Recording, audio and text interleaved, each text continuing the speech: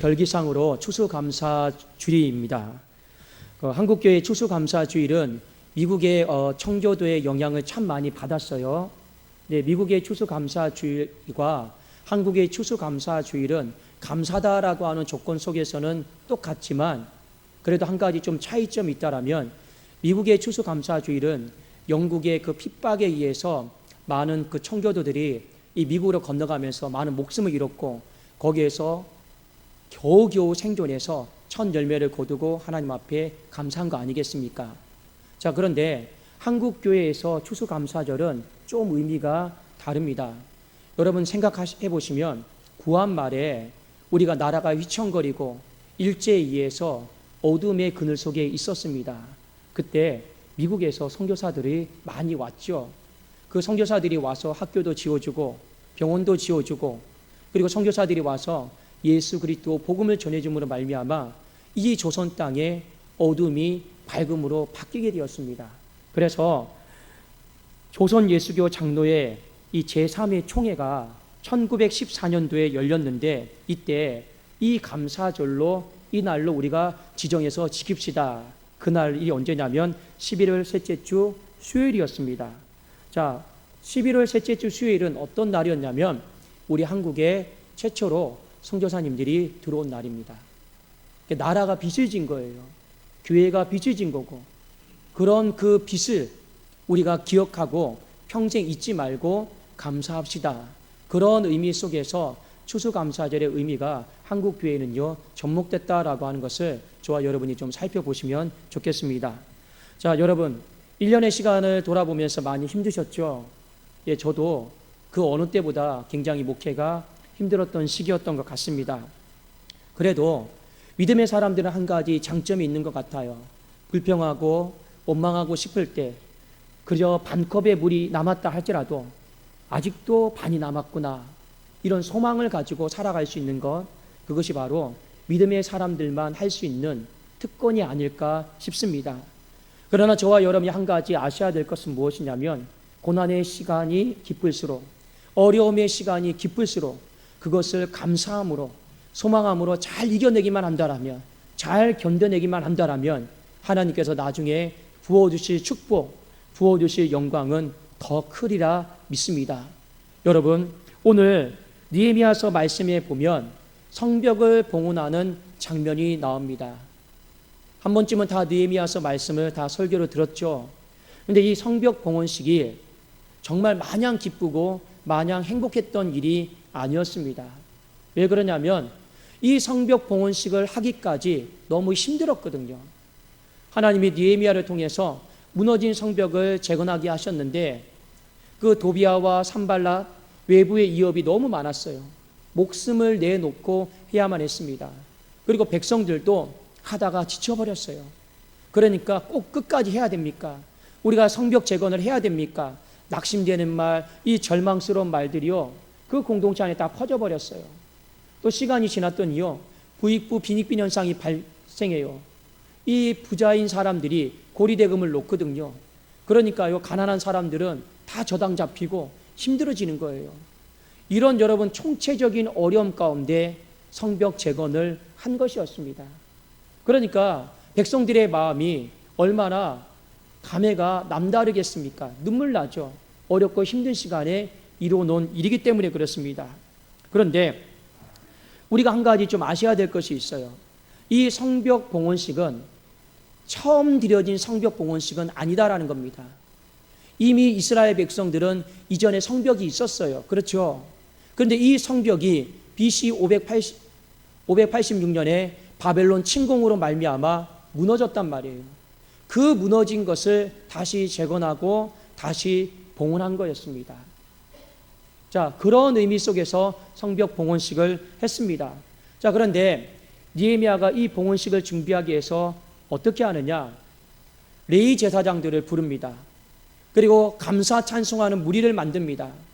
그리고 두 대오를 갖춰서 한쪽은 왼쪽으로 성벽을 밟게 하고 한쪽은 오른쪽으로 성벽을 밟게 하면서 감사 찬송하고 그들이 다시 가운데 성전에서 만나서 예배를 드리러 올라가는 장면으로 맞춰집니다. 특별히 이 성벽 봉헌식을 할 때 한 가지 미리 준비했던 게 있어요. 그것이 무엇이냐면 정결 예식이었습니다. 느헤미야서 12장 30절을 제가 한번 읽어드릴게요. 제사장들과 레위 사람들이 몸을 정결하게 하고 또 백성과 성문과 성벽을 정결하게 하니라. 성벽을 밟고 감사 찬송하기 전에 그들은 먼저 정결함을 갖추기를 원했습니다. 여러분, 정결이다라고 하는 것은 무엇이냐면 하나님 앞에서 올바른 마음을 갖는 것, 그걸 바로 정결이라고 합니다.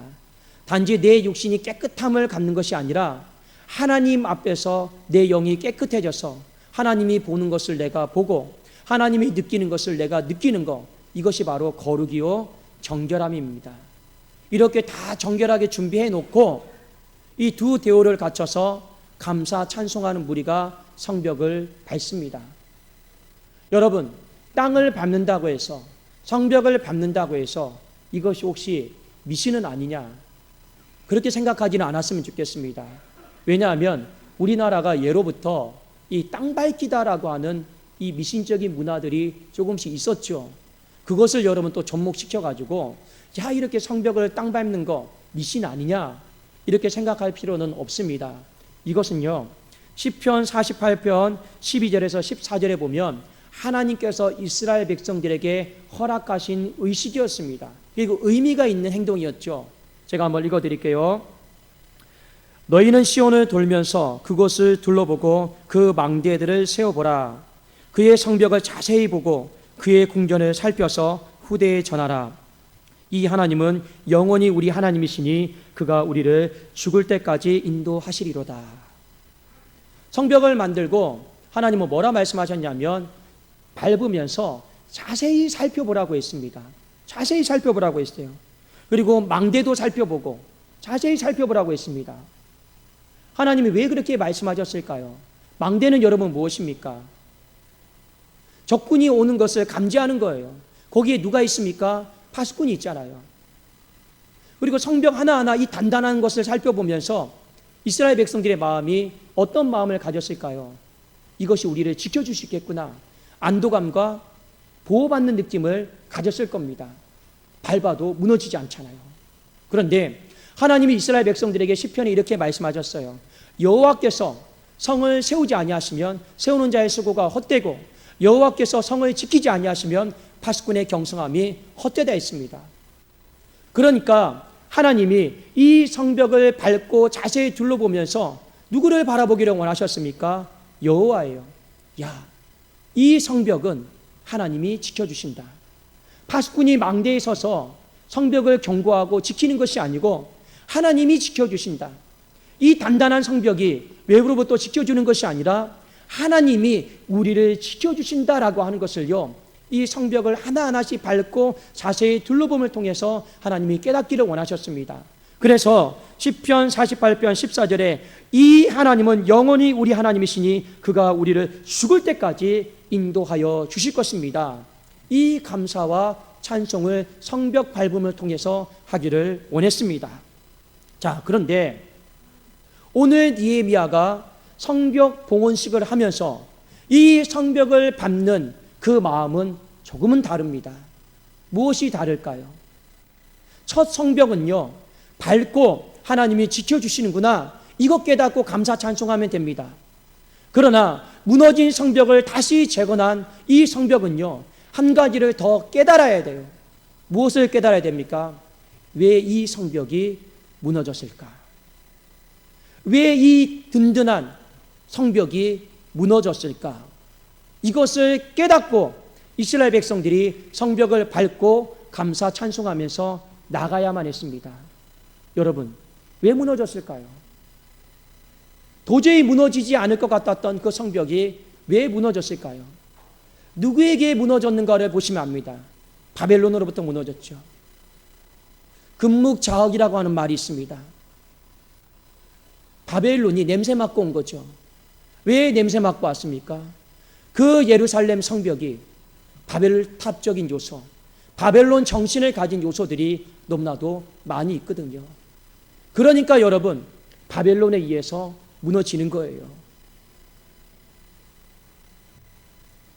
이스라엘 백성들이 가지고 있었던 그 바벨탑적인 요소, 바벨론적인 정신을 가진 요소들이 무엇입니까? 우상숭배 아닙니까? 탐욕 아닙니까?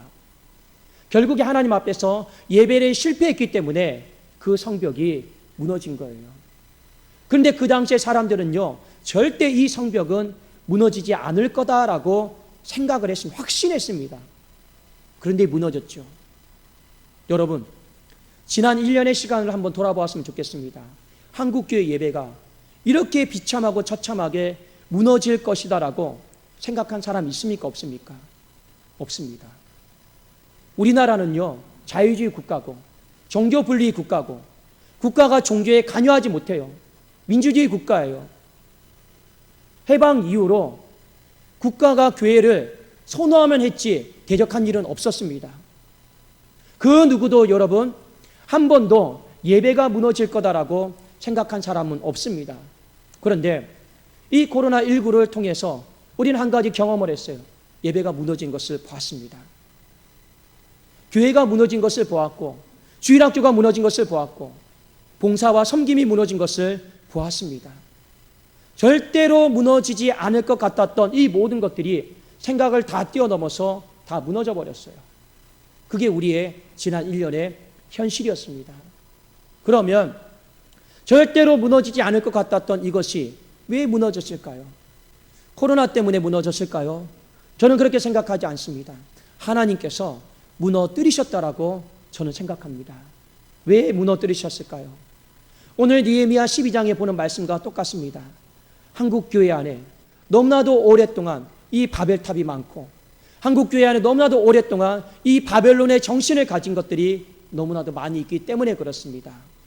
여러분, 코로나는요, 교인들만 경험한 게 아니고 전 세계가 같이 다 경험한 겁니다.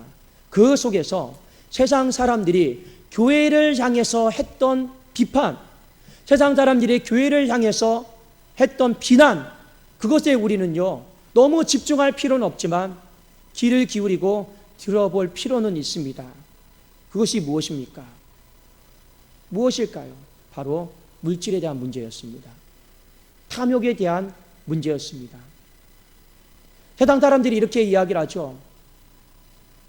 이웃사랑하지 않느냐? 감염의 위험이 있음에도 불구하고 굳이 왜 모여서 예배 드리려고 하느냐? 그러면 우리의 답은 하나입니다. 우리는 모여서 예배 드려왔던 사람들입니다. 그리고 성경이 우리에게 모이기를 힘쓰라라고 말씀하였고 우리는 그 모임을 통해서 성도들의 교제와 성령의 교통함을 누리는 은혜까지 나아갔습니다. 그런데 세상 사람들은요, 이렇게 이야기를 하죠. 모여서 예배를 드리는 것은 다른 목적이 있는 거 아니냐? 그 다른 목적이 무엇입니까? 바로 헌금 문제였습니다. 물질의 문제였습니다.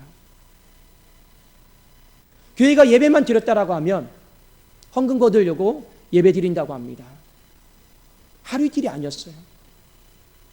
교회가 예배만 여러분 회복하자고 하면 재정이 부족하구나. 이런 인식과 시각을 가지고 본 사람들이 부지기수예요. 세상 사람들만 그렇습니까? 이 시대가, 이 코로나19가 오래되다 보니까 성도들 안에서도 그런 부정적인 생각에 영향을 받아서 가슴 아픈 소리를 하는 사람들이 많이 있더라고요. 여러분, 성도님들이 이렇게 나오지 않으면 목회자들이 할 수 있는 일이 무엇입니까? 그래도 집안에 가서 이 집 대문에 주보 꽂고 오는 거 아니겠습니까? 주보를 꽂는 목적은 무엇일까요? 교회에 있지 말라고, 말씀 잊지 말라고, 그렇게 하는 거 아니겠습니까? 근데 신방을 하다 보면요, 정말 가슴 아픈 소리를 많이 들어요. 다 그런 것은 아니지만 다들 고마워합니다. 근데 어떤 분들은요, 교회에 나오라고, 헌금 거두려고 주보 꽂아놓냐고 이렇게 말씀하시는 분도 있습니다.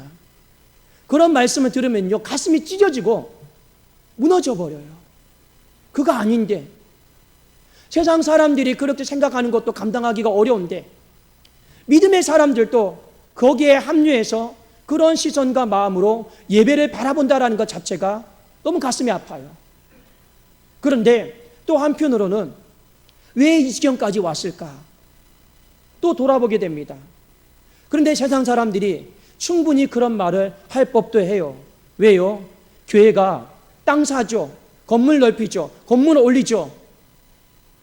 자꾸만 교회가 어떻습니까? 재물을 가지고 선교하고 구제하고 나눠준 데 쓰는 것이 아니라 자꾸만 우리 안에서만 쓰임새가 집중이 되었죠. 그리고 뉴스에 여러분 보면 전부 다 나오는 소식들이 좋은 소식은 안 나오지 않습니까? 차 좋아하고 집 좋아하고 세금 감면 받아가면서까지 부를 축적하고 재산을 늘려가고 내려놔야 될 사람들이 더 내려놓지 않고 더 탐욕을 가지고 지려고 하고 있고, 이런 것들이요 그냥 뉴스를요 다 도배해버렸습니다. 특히 코로나19가 확장되었을 때 세상 사람들이요 좋게 볼 이유가 없죠. 가슴은 아프지만 그래도 하나 이것을 통해서 우리가 깨달아야 될 것이 있어요. 우리가 그동안 알게 모르게 너무나도 이 탐욕의 상벽을, 이 물질의 상벽을 많이 쌓은 것은 아닌지 서로 돌아보셔야 되는 거예요. 또 하나, 이 코로나19가 우리의 삶에 많은 것들을 변화시켰는데 예배의 환경도 예배도 바꾼 것이 있습니다. 그것이 무엇이냐면 비대면 예배예요. 불과 작년까지만 해도 비대면 예배는 상상도 할 수 없었습니다. 여러분 생각했습니까? 정말 우리가 어쩔 수 없을 때 정말 불가피하게 마지막 선택점이 비대면 예배였습니다. 그러나 지금은 비대면 예배가 예배로 정착되어 버렸어요. 그런데 이 비대면 예배는 블랙홀과 같아요. 여러분 블랙홀이 뭔지 아십니까? 다 빨아들이는 거예요. 무엇에 대한 블랙홀이냐? 예배에 대한 형식, 예배에 대한 어떤 절차, 모든 것을 다 흡수해버리고 삼켜버린 것이 바로 비대면 예배입니다. 돌아보면 한국교회가 예배를 드림에 있어서 본질은 놓치지 않았는지 우리가 한번 살펴볼 필요가 있습니다. 예배의 본질은 무엇입니까? 그리스도를 사랑하고 하나님을 사랑하는 거예요. 여러분, 교회에 왜 오십니까? 교회는 봉사하러 오는 게 아니에요. 교회는요, 자아 실현하러 오는 게 아니에요. 교회는 회의하러 오는 거 아니에요. 교회는 사람 만나러 오는 거 아니에요. 교회는 누구 감시하러 오는 것도 아니에요. 교회는 왜 오는 겁니까? 교회는요, 예배 드리러 오는 거예요. 예배 드리러 오는 거예요. 그런데요, 여러분, 시간이 지나면서 본질을 놓쳐버렸어요. 본질을 놓쳐버리고 격가지에 주변 거에 우리가 너무나도 많이 집중하게 되었더란 말입니다. 제가 일례로 몇 가지만 말씀을 드릴까요? 언제부터 한국교회에 입강단이 있었고 아랫강단이 있었습니까? 그저 여러분 초창기에 개척교회 할 때는요, 그저 설교할 수 있는 단상 하나만 있었으면 됐습니다. 그것이 강대상이죠. 그런데 시간이 지나면서 하나님을 더 잘 섬기겠다는 마음은 좋은데 윗강대상이 생기고 아랫강대상이 생겼어요. 그리고 알게 모르게 규례가 생기고 법칙이 생겼어요. 교회 안에 새 가족들이요 편한 마음으로 예배를 드릴 수가 없어요. 왜요? 혹여나 내가 잘못하면서 실수할까 봐, 내가 잘못하면서 다른 사람들에게 패기칠까 봐. 물론 우리가 열심으로 좀 더 품위 있게 하나님을 섬기겠다라고 하는 마음은 하나님 잘 아실 겁니다. 그런데 전통과 역사가 오래된 만큼, 기독교 역사가 오래된 만큼 한 가지 우리가 조심하셔야 될 것이 있어요. 물은 고이면 반드시 썩게 되어 있습니다. 어느 순간에 본질이 뒤로 밀려나 버리고 형식과 절차가 그것을 뒤집어 버리고 앞서갈 때가 있다는 말입니다. 지금은 여러분은 예배 드릴 때 어떤 마음입니까? 저는 이런 마음이에요. 예배 형식과 절차보다는 그저 예배를 드릴 수 있다는 것만도 그냥 감사하는 마음뿐이에요. 이미 나라에서 지금 이제 1.5단계로 상향할지 안 할지 여러분 지금 고민하고 있잖아요. 저는 어제 밤새 또 그거 보면서 1.5단계로 바뀌면 우리의 예배가 무엇이 또 제한이 되고 우리의 모임이 무엇이 제한이 되고 또 그것이 가슴 아파요. 솔직히요. 진짜 그렇습니다. 지금 이 시대가 예배를 마음 놓고 드릴 수 없는 시대고 그저 하나님 오늘 추수감사주일인데 그래도 오늘 성찬식인데 하나님 성도들이 그래 나와서 예배를 드릴 수 있는 것만 해도 진짜 감사합니다. 이거 외에 더 하나님 앞에 드릴 마음이 없더라고요. 그런데 우리 한번 잘 돌아봅시다. 여러분 정말 교회 왜 오세요? 무엇 때문에 교회 오십니까? 정말 예배 드리기 위해서 교회 오십니까? 아니면 다른 것 때문에 교회에 오십니까? 우리에게 정말 중요한 것은 무엇입니까? 하나님을 사랑하고 하나님을 느끼고 하나님을 경험하는 것, 이것이 제일 중요한 거 아닙니까? 그 위에 편들이 무엇을 잘했느니 못했느니, 이것이 옳은지 틀린지, 그것이 그렇게 중요하냐 말입니다. 아니지 않습니까?